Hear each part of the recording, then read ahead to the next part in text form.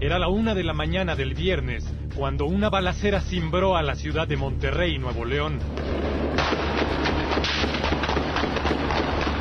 Elementos de la Secretaría de la Defensa Nacional y presuntos delincuentes. Cerca de las 12 horas con 40 minutos se inició este enfrentamiento en el que murieron 2 personas luego de que la Sedena recibiera una denuncia anónima sobre personas armadas. El ejército mexicano reportó la muerte de 2 personas tras el tiroteo al interior del campus universitario. Se dijo que eran presuntos sicarios que intentaron escapar. Sin embargo, un día después, se reveló la identidad de las víctimas. Así se disparó el viernes en la madrugada, allá en la zona del TEC de Monterrey. El secretario Gómez Mont dijo que este hecho no va a reducir la lucha contra el narco ni va a amedrentar al gobierno. Fueron llamados sicarios y alumnos becados de excelencia. Se dijo que estaban armados hasta los dientes y que portaban mochilas e identificaciones de la escuela. Se reportó que formaban parte de la persecución de una banda delictiva y que gritaron: "Somos estudiantes". ¿Qué sabes de ellos? ¿Sabes quiénes son Jorge Mercado y Javier Arredondo? No. No. ¿No? No. No. Fueron asesinados en un enfrentamiento entre sicarios y el ejército mexicano. Sí. ¿Quiénes son? Fueron los 2 estudiantes que fueron asesinados injustamente por militares, ¿no es así? Conoces a las víctimas del 19 de marzo. Ahora te presentamos a Jorge Mercado y a Javier Arredondo.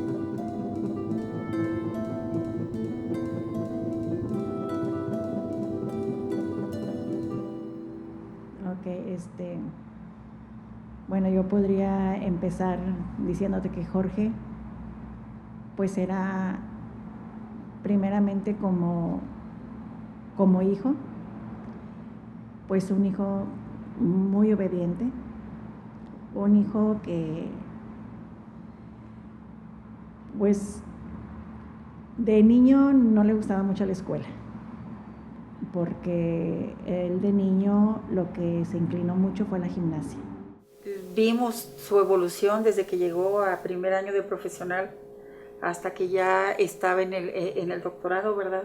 Uh-huh. Entonces hizo su trabajo, cumplió con su responsabilidad. Como tíos no tenemos queja de él en cuanto a su actitud para con nosotros. Se fue de chico a Todos Santos, ¿verdad? Y La Paz. Esa fue su vivencia en los primeros años. Pero ya después con el cambio de Mazatlán, con mi hermano, la prepa, él quería cambiar de ambiente. Cuando entró a la prepa, pues más que todo mi esposo le dijo, mira Jorge, si tú sacas buen promedio en la prepa, pues nosotros pudiéramos hacer el esfuerzo por que entraras al TEC de Monterrey, ahí en Saltillo, ¿verdad? Y dijo, ¿de veras harían eso por mí? Y le dijimos, sí. Y me dice, ¿de veras, mami? Y le dije, sí, Jorge. Entonces él sí se esforzó demasiado. Fue así, de hecho, con trabajos de la escuela que nos conocimos, o sea, que convivimos en Javier y Jorge, que ellos siempre se juntaban, y Ali y yo que siempre nos juntábamos. Entonces empezamos a hacer equipo, como que cuando eran un equipo de más personas, pues ya, así como que, bueno, con ellos, ¿no? Ajá, se hizo el equipo muy padre y sacábamos, siempre éramos los mejores, ¿no? En las clases, sí. Nuestro grupito de sí. Entonces, pues un día llegó y me dijo, no mami, no los voy a hacer que se esfuercen demasiado económicamente, ¿verdad? Porque nosotros económicamente pues no tenemos mucho así, entonces mejor entró aquí al TEC de Saltillo. Arredondo era de puro gimnasio y vanidoso y pesas y se tomaba fotos y todo el tiempo estaba literal de que mira por allá. Él convivía mucho con nosotros y si bien al principio que llegó no se mostraba muy cariñoso, no se dejaba apapachar, o sea, un abrazo. Ay, tío, qué cool, sí, tía, no. y una vez le hicimos bolita aquí en el sillón y pero tiró las piernas, como que no aguantaba, no soportaba ese tipo de cariño. Y cuando él entró al TEC, inicialmente entró a electrónica, pero ya al final de cuentas lo aceptaron en mecatrónica, y ahí fue donde pues batalló tantito, ¿verdad? Porque ya llevaban días de clases pero como era muy persistente, entonces pues él hizo todo lo posible por ponerse al corriente y lo logró, ¿verdad? Y pues fue ahí donde conoció a Javier, se hicieron pues muy amigos. Hubo un semestre en el que nos tocó, era una competencia de varios proyectos, ¿no? Entonces el primero era así de que una catapulta, y luego el segundo era construir un barquito, ¿no? Y luego el tercero era construir un carro. Él jugaba afuera como si fuera niño, ahora andaba jugando fútbol, pues como un jovencito, pero andaban desde los niños chiquitos hasta muchachos ya de profesional, y el más grande era él. Y a mí sí me daba mucha ternura que tocaran y que preguntaran, ¿verdad? Que sí estaba. Pero pues ahí te hablan tus amigos, toda la chiquillería. Vamos a jugar, ¿verdad? Javier. Oh, estoy haciendo tarea, ¿no? Al rato. Javier pues fue el compañero de él que primero le empezó a él a explicar alguna materia que Jorge no entendía y que se desesperaba. Le decía a mi esposo, le decía a un hermano que también es ingeniero, pero como que él necesitaba, yo creo que más empuje, y Javier una vez lo vio que estaba batallando y le dice: si quieres yo te explico. Javier era muy tranquilo y Jorge era un cerillo. Me acuerdo que hicimos una modificación y luego estamos en el patio de la casa de Jorge, y haz de cuenta que en una de esas, en la modificación saltó y se brincó al patio del vecino. Nosotros así de que bien eufóricos, así de qué padre. Era lo mejor. Sí. Y luego en otra ocasión fueron 5 o 6 muchachos, y les gustaba mucho ir ahí a la casa, todo el equipo, porque mi esposo pues tiene mucha herramienta, y le decían ellos el taller. Pues que si iban a soldar, pues ahí tenían con qué soldar, que si iban cualquier cosa. Yo pienso que lo que lo distinguía como persona él es que era una persona con mucha responsabilidad.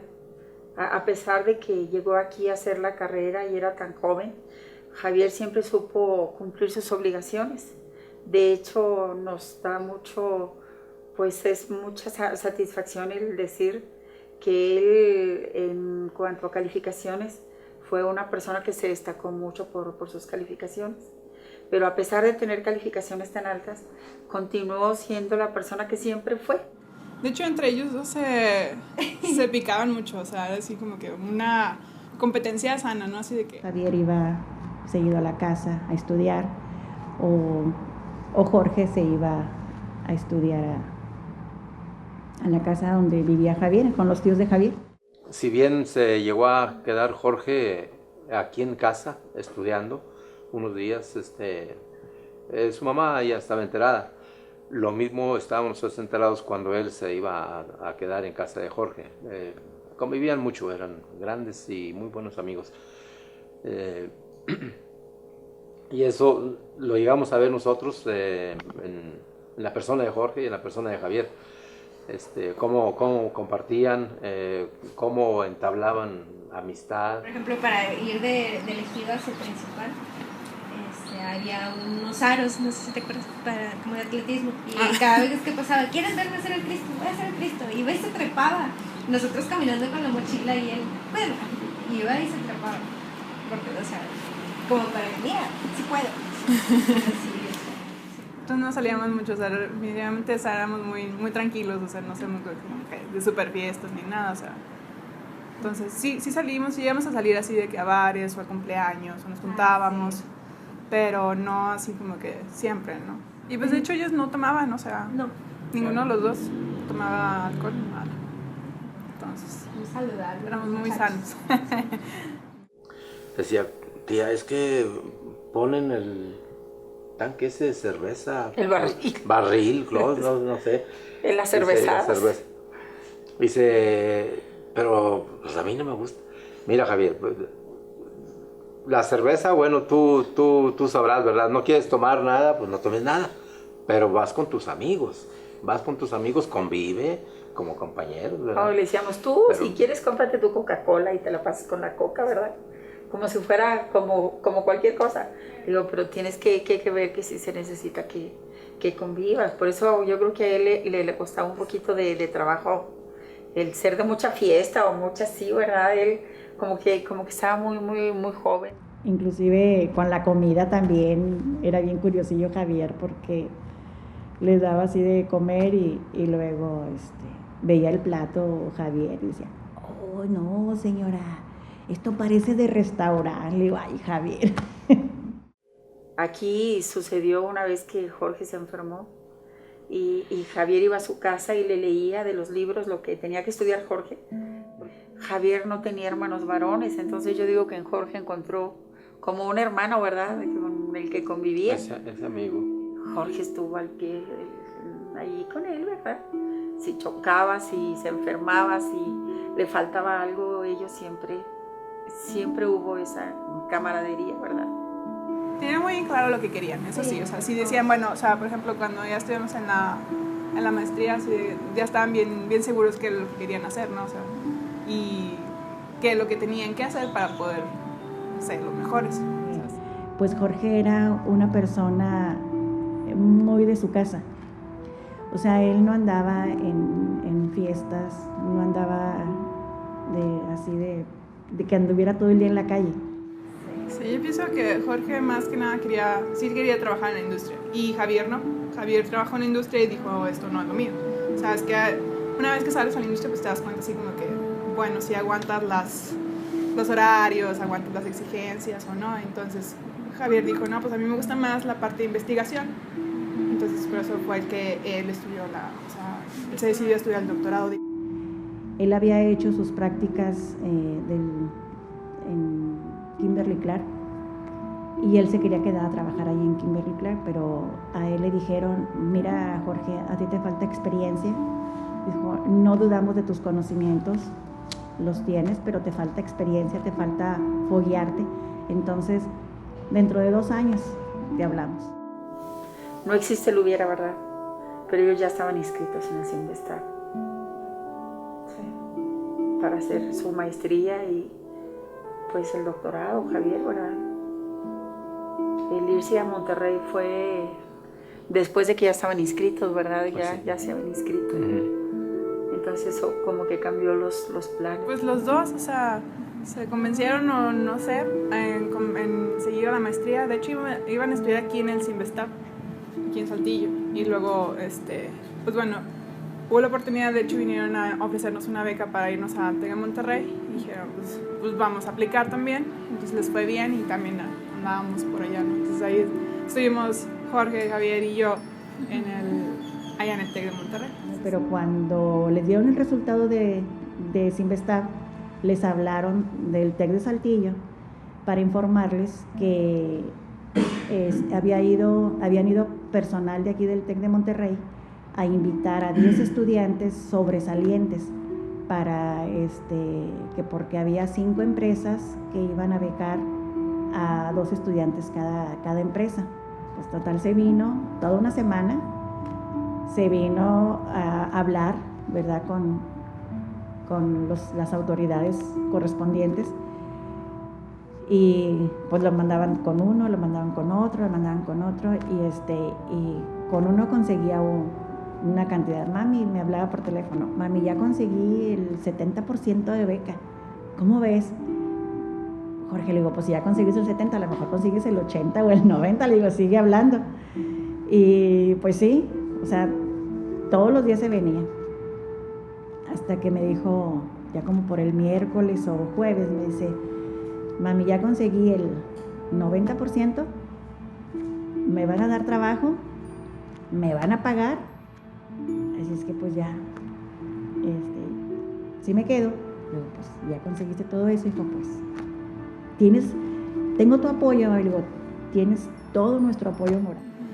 Y de hecho, pues ellos vivían juntos, vivían en un apartamento ahí cerca del TEC. Y yo llegué ahí a visitarlos. No sé cómo se aguantaban entre ellos, pero se aguantaban, no sé, se la pasaban peleándose. Pero así pues peleas así, pues como amigos, ¿no? O sea, pues, de tan bien que se llevaban y así como que eran familia.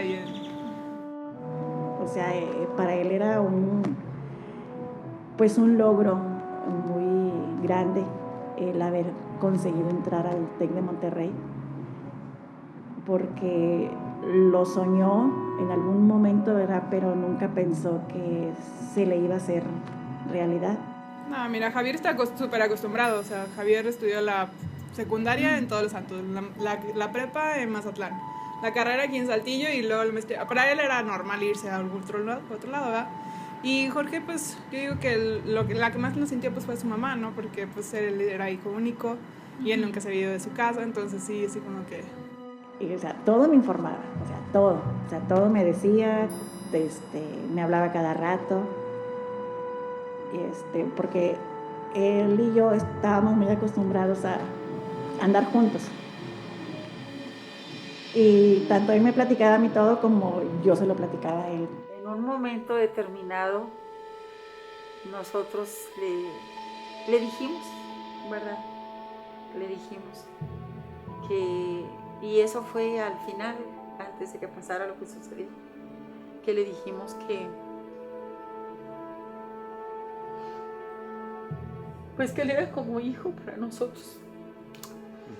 Y que ya no había salido de estudiante porque cuando se fue al doctorado,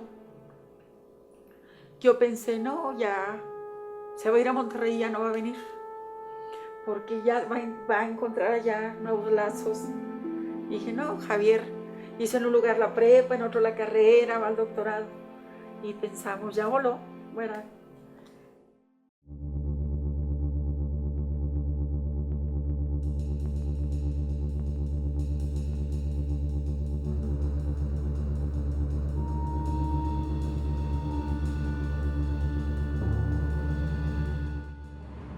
Pero ese día, cuando me habló Jorge, me dice, mamá, Javier está enfermo y entonces tengo que acompañarlo al hospital. Le dice, pero qué ocurrente, Javier, mamá, enfermarse en este tiempo donde yo tengo tanto trabajo. Le digo, pues Jorge, pues que vaya otro compañero con él. Dijo, no, yo lo voy a acompañar. Pero ya quedamos en que yo lo voy a acompañar al hospital y él me va a acompañar toda la noche. Pero sí fue una amistad, pues yo creo que hasta el último momento lo demostraron, ¿verdad? Porque, pues como siempre se ha dicho, ¿verdad? Jorge ya se había salvado, Jorge ya estaba del otro lado. El primero pudo haber sido error, el segundo no, porque el segundo se devolvió. Y si el segundo se devolvió gritando, somos estudiantes, y aún así le dispararon, no fue error. Una persona que se devuelve a ayudarle a otra en circunstancias como esas, obviamente no es un delincuente, ¿verdad?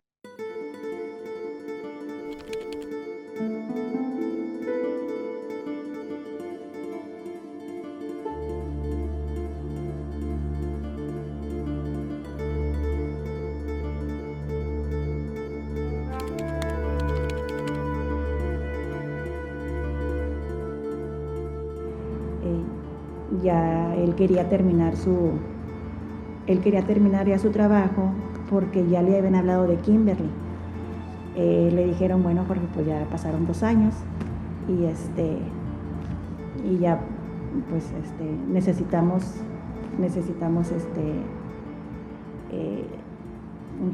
una persona en el puesto que tú puedes desempeñar.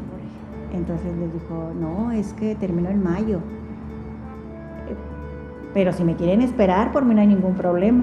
Y le dijo, no, pues no te podemos esperar. vamos a seguir buscando. Y siguieron buscando, y como en febrero les dijo Jorge, o sea, Jorge les hablaba por teléfono, y no han encontrado, no hemos encontrado. Y les volví a hablar, y no han encontrado, no hemos encontrado, Jorge. Y dijo, espérenme, no sean malos, espérenme, yo ya voy a terminar. El 18 de marzo, les habló Jorge y les dijo, ¿saben qué? Yo ya voy a terminar mi tesis. En 15 días estoy con ustedes, espérenme. De veras, Jorge, en 15 días sí, en 15 días la termino. Bueno, está bien, ya tienes el trabajo. Que cuando él hizo la práctica, él quería tener la camisa de Kimberly. Y le decían ahí que no la podía tener, ¿verdad? Porque pues no era trabajador de ahí, era practicante. Y le decía, no sean malos, denme una que tiene. No. Entonces él me dice, mami, ¿me compras camisas que se parezcan a las de Kimberly? Que eran de rayas azules. Y le dice, y ya pues se las compré, ¿verdad? Porque él quería ir más o menos uniformado. Y entonces ese día en el panteón, este muchacho llevó la camisa y pues dijo, es que él siempre quería tener esta camisa y ya que lo iba a lograr, ya no la va a poder tener. Y pues ahí se la dejamos, ¿verdad?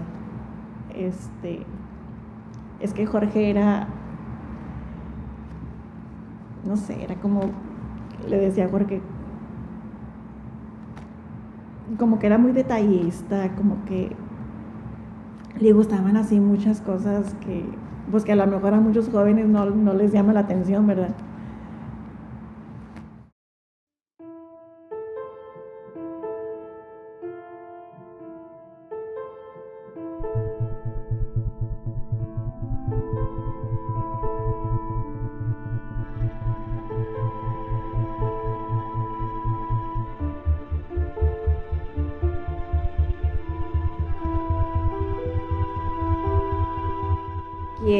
Quien se contactaba con nosotros eran sobre los militares. Se formó una unidad que se llamó Univic y ellos eran los que iban. No se hizo nada. Lo último que nos dijeron de los militares fue que pues se había consignado a un militar al que iba a cargo del comando, o no sé cómo le llaman, ¿verdad? Y primero me informaron que ya iba a ser consignado y entre que lo consignaban, yo lo que le decía siempre al general que iba conmigo, le decía que pues lo que nosotros queríamos era limpiar el nombre de los muchachos, ¿verdad? No esperamos más que lo justo, que se limpie el nombre de los muchachos, que las autoridades cumplan con su trabajo y que se haga lo justo, ¿verdad? Porque pues desde el momento en que se los llevaron como sicarios, pues así quedaron registrados como sicarios. Entonces, y las autoridades no quisieron dar marcha atrás, o sea, las autoridades del tecnológico pues hicieron lo que pues tenían que haber hecho, ¿verdad? De decir, estos dos muchachos eran estudiantes, el rector en ese tiempo, el que era en ese tiempo, pues lo aclaró, ¿verdad? Pero en la PGR no quisieron dar marcha atrás, o sea, ellos dijeron que eran dos sicarios y oficialmente así se quedó, ¿verdad? Yo los invito a todos que más que estar preocupados cómo vamos a incrementar la seguridad, es como preocuparnos de cómo vamos a hacer propuestas. Es imposible que los gobiernos y las diferentes autoridades el día de hoy resuelvan el problema.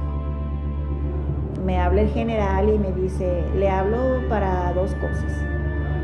Una, para decirle que es la última vez que yo le llamo, y le dije, ¿y lo otro? Dijo, no, pues que ya fue el juicio Y le dije cuál fue el veredicto. Y dijo pues que salió inocente. Le dije, ¿cómo inocente?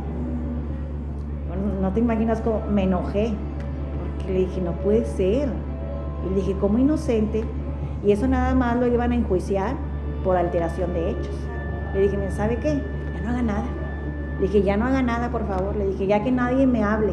Le dije, como que me acabas de decir, cada llamadita era una rascadita a la herida. Como que me dejaron de hablar y hubo, pues, yo creo que casi un año, ¿no? De total silencio. O sea que ya no, ni me hablaban los militares y pues mucho menos las autoridades de PGR, ¿verdad? Porque ellas, pues, de hecho nunca me habían hablado.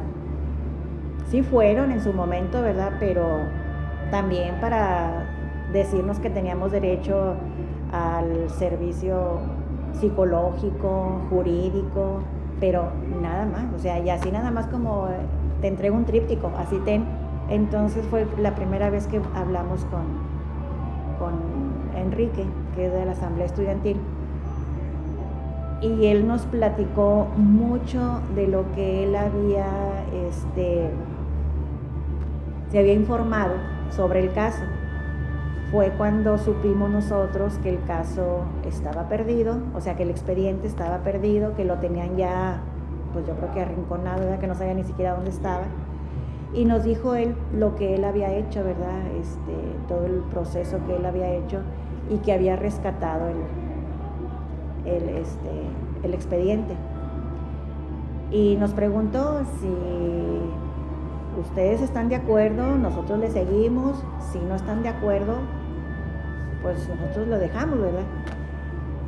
Y pues nosotros valoramos el trabajo que ellos estaban haciendo y como ni nos habían hablado ni nada, entonces dijimos, pues que le sigan, ¿verdad? Pues no estamos nosotros involucrados. Fue cuando hicimos de nuevo el evento en 2013, que hicimos como un panorama general, ¿no? De, bueno, qué habíamos conseguido hasta el momento. Sabíamos lo de que había sido, que iba a ser juzgado un militar, porque lo que nos había dado la CNDH en octubre de 2012, y bla, bla, pero no teníamos así nada como de una proyección de un trabajo a realizar. Entonces fue en 2013 a inicios donde, bueno, dijimos, bueno, ¿qué vamos a hacer de aquí al frente, no? Y pues al final del día fue que se supiera la verdad de lo que había pasado el caso, ¿no? Entonces, en ese mismo año, por ejemplo, en lo personal, en abril me tocó ir a un evento porque me invitaron por una clase, que fue Peña Nieto ahí a Monterrey, y saliendo de la conferencia me topé a Murillo Caram, porque pues había un chorro de personalidades, ¿no? Y me topé a Murillo Caram y pues me puse a platicar con él. Oiga, pues hace un mes estuvimos en redes sociales criticando que la PGR no había hecho nada sobre el caso. No sé si nos vio por ahí en su departamento de comunicación social. No sé si quiera echarnos la mano. Pues se pide la justicia, ¿verdad? Para que haya un precedente de que pues los militares hacen su trabajo. O sea, nosotros estamos conscientes, ¿verdad? Que ellos andan en la calle y hacen su trabajo.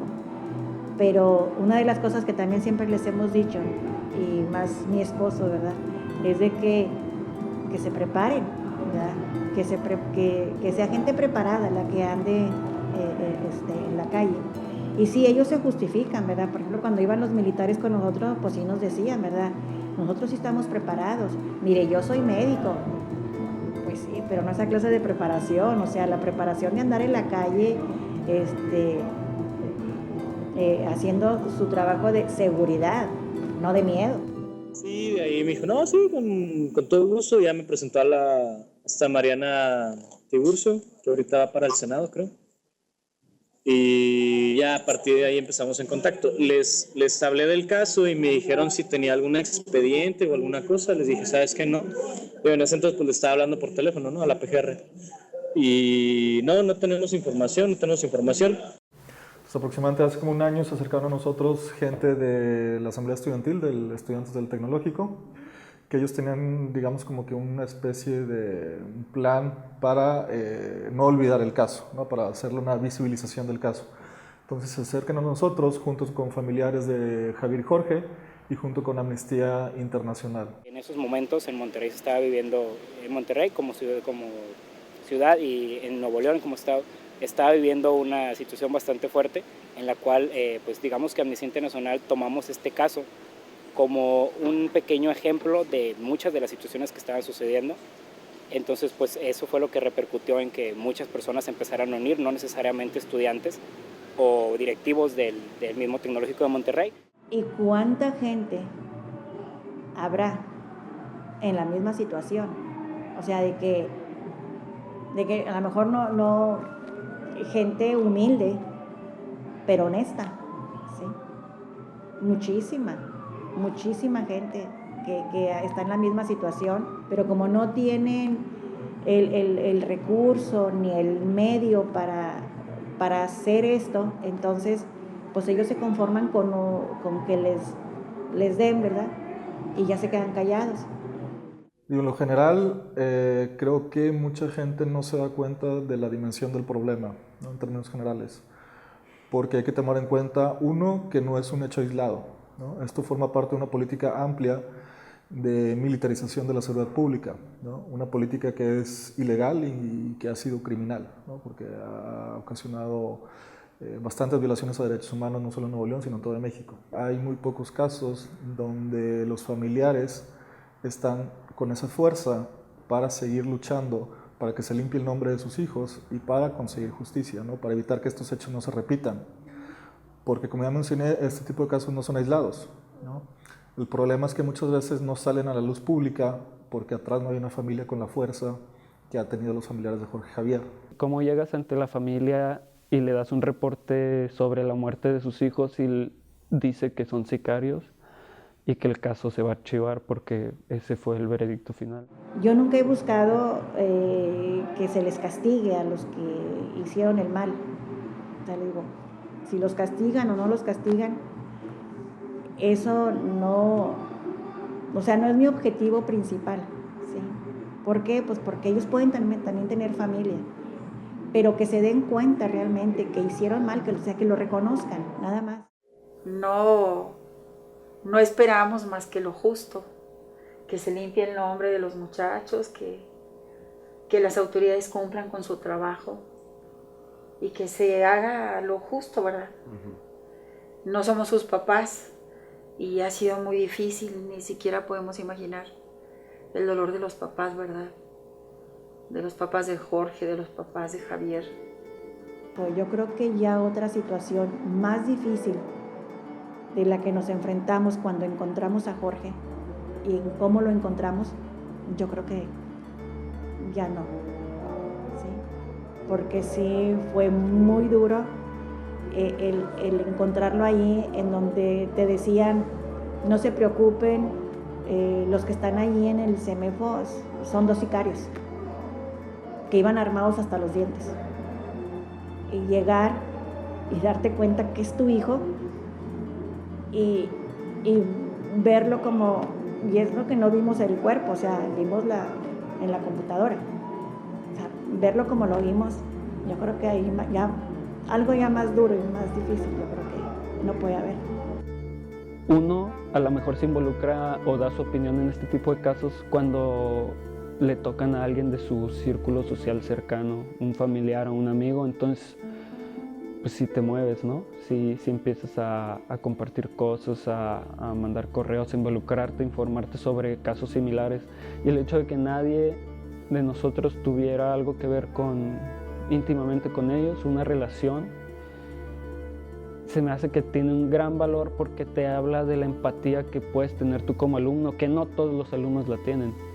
La empatía que puedes tener sobre una situación y tú ponerte a pensar que pudiste haber sido tú estudiando, saliendo tarde del TEC, y de tratar de hacer un cambio, aunque sea en un caso específico en un país en el que hay mucha impunidad, en el que no valemos en verdad como personas, sino a lo mejor en ese tiempo Felipe Calderón hablaba de daños colaterales, o sea que no valemos como personas ambiente político, sino como estadísticas. Me gustaría saber en qué rol, tanto siendo hijo, como padre de familia, como maestro, como directivo, como estudiante, es justo y es correcto callarse cuando dos estudiantes de excelencia, becados en esta institución, con una vida prometedora en el futuro, es justo y correcto que no se les haga justicia después de haber sido balaceados por el ejército, algo que yo creo no había sucedido desde 1968. Podemos hablar de todos los valores que queramos, pero en el momento en el que nos callamos este tipo de injusticias es como que nos volvemos cómplices de ellas. Mucha gente como que no dimensiona lo que fue Jorge y Javier. Mucha gente no dimensiona lo que pasó ese 19 de marzo. Eran las mejores personas que he conocido, o sea, sí, hasta ahorita, pues sí. Ellos han sido así como que no sé, de la perfección así de amigos, ellos. Lo que duele es la esperanza que se terminó, la forma como sucedió, pues Dios va a hacer justicia. Eso fue un acto terrible para unos muchachos que eran inocentes, ¿verdad? Realmente, de veras, estamos muy agradecidos por la actitud de Jorge para con Javier. Grandes amigos, grandes compañeros. Su amistad era tan grande que se fueron juntos. Por favor, no le tengan miedo. No le tengan miedo a la situación. Iremos saliendo siempre adelante. Y usemos a estos dos jóvenes como un principio que debemos de tener, de prepararnos para un México mejor. Fueron dos ejemplos, al cual deben de tener paradigmas que el día de hoy el país necesita. Creo que el día de hoy nos ha sobrepasado a todos. Pero eso es importante, que la sociedad actuemos como ciudadanos y que nos comprometamos y que nos asociemos y que veamos el futuro y contribuyamos. Ese 19 de marzo, Jorge Mercado y Javier Arredondo se encontraban cumpliendo con sus obligaciones y materializando sus metas, al igual que millones de mexicanos que conforman esta nación. Rodeados por el ambiente de una guerra cruenta e injusta, pero sobre todo ajena, fueron coartados de su derecho a vivir, de su identidad y de su futuro. Han sido privados impunemente de su libertad y de la voz para narrar su verdadera historia. Sus casos no son hechos aislados a la realidad. El verdadero enemigo yace en el silencio. Alzar la voz hará justicia por los caídos y cambiará el rumbo para mejorar la situación social que actualmente vive México.